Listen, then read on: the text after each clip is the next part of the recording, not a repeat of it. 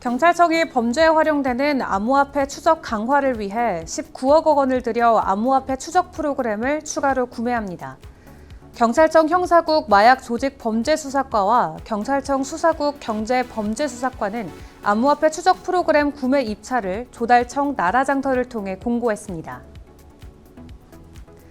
스마트시티 통합 플랫폼 기업 시티랩스가 블록체인 네트워크 폴리곤과 전략적 업무 협약을 체결했습니다.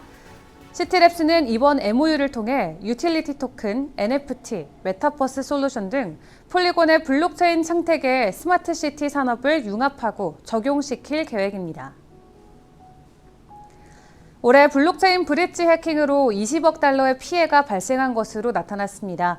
크로스체인 기반 기술은 여전히 미성숙한 단계에 있고 수많은 새로운 모델들이 테스트되고 있기 때문에 공격에 노출될 수 있다는 지적입니다. 업비트가 지난 2분기 암호화폐 거래소 빅5 중 투자자 관심도 1위를 차지했습니다. 뒤이어 빗썸이 2위, 코인원이 3위를 차지했습니다. 암호화폐 거래소 빗썸이 주요 금융 플랫폼과 연동을 통해 더욱 편리한 암호화폐 시세 조회 및 자산 관리 서비스를 제공합니다. 또한 빗썸은 고객들에게 확장된 금융 서비스를 제공하기 위해 국내 주요 금융사 플랫폼과 조회 서비스를 지속적으로 협업하고 있는 것으로 전해졌습니다. 미국 뉴욕 남부지방 파산법원에 파산 신청을 한 보이저 디지털의 최고 경영자가 지난해 암호화폐 강세장 시기에 3천만 달러의 회사 지분을 매각하면서 막대한 이익을 취한 것으로 밝혀졌습니다. 현재 보이저 디지털 채권자만 10만 명 이상이며 파산 신청 서류 내 명시된 부채는 10억 달러에서 100억 달러 사이로 확인됐습니다.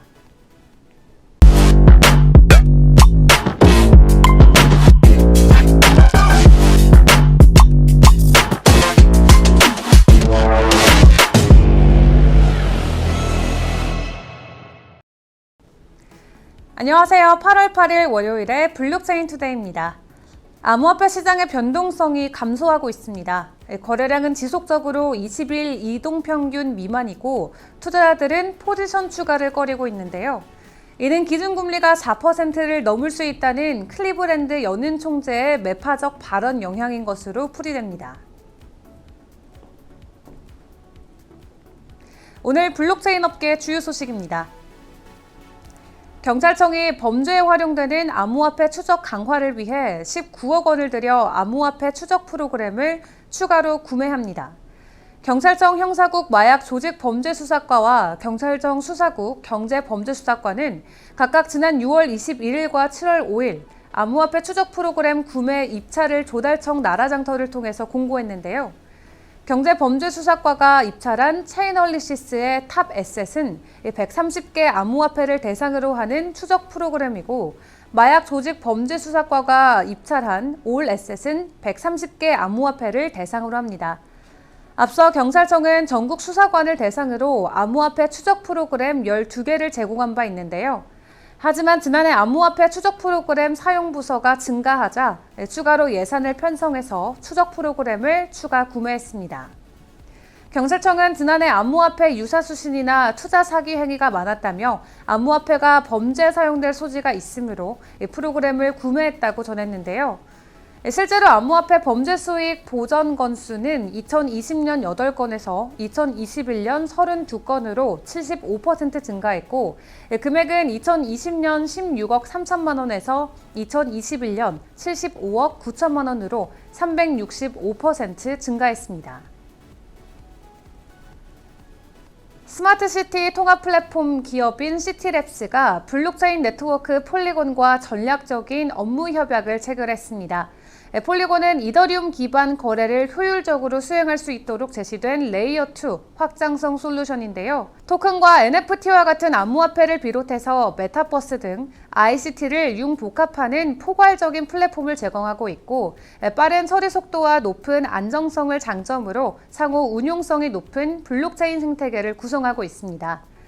시티랩스는 이번 MOU를 통해 유틸리티 토큰, NFT, 메타버스 솔루션 등 폴리곤의 블록체인 생태계에 스마트시티 산업을 융합하고 적용시킬 계획인데요. 최근 수요 확대가 지속되고 있는 스마트시티 산업에서 블록체인 기술을 접목해 위험 구조물 안전 진단과 전기 모빌리티 등 다양한 솔루션 구축에 나설 예정입니다. 또한 이번 MOU를 기점으로 스마트시티와 블록체인 생태계 간 융복합을 위해서 다각적 노력을 기울일 전망인데요.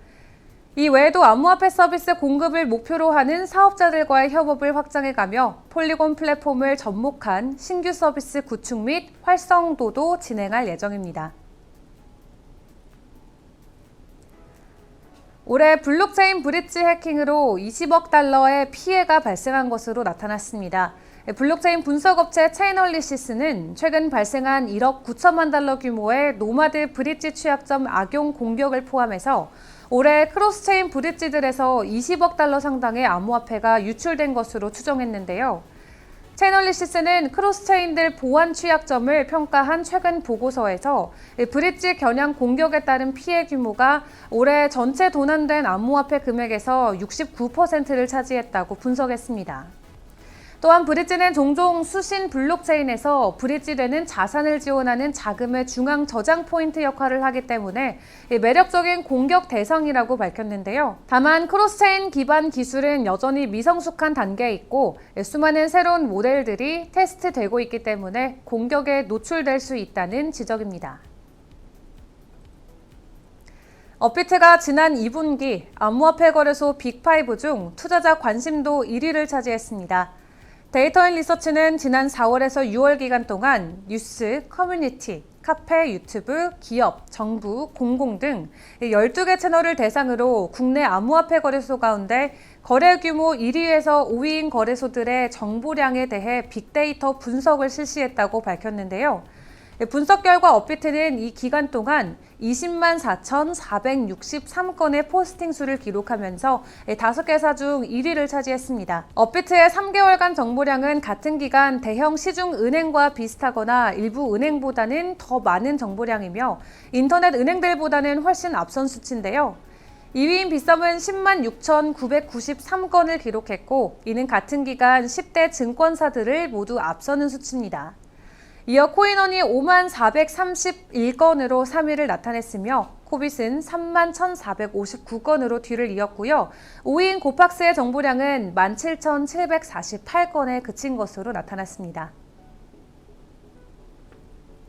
암호화폐 거래소 빗썸이 주요 금융 플랫폼과 연동을 통해서 더욱 편리한 암호화폐 시세 조회 및 자산 관리 서비스를 제공합니다.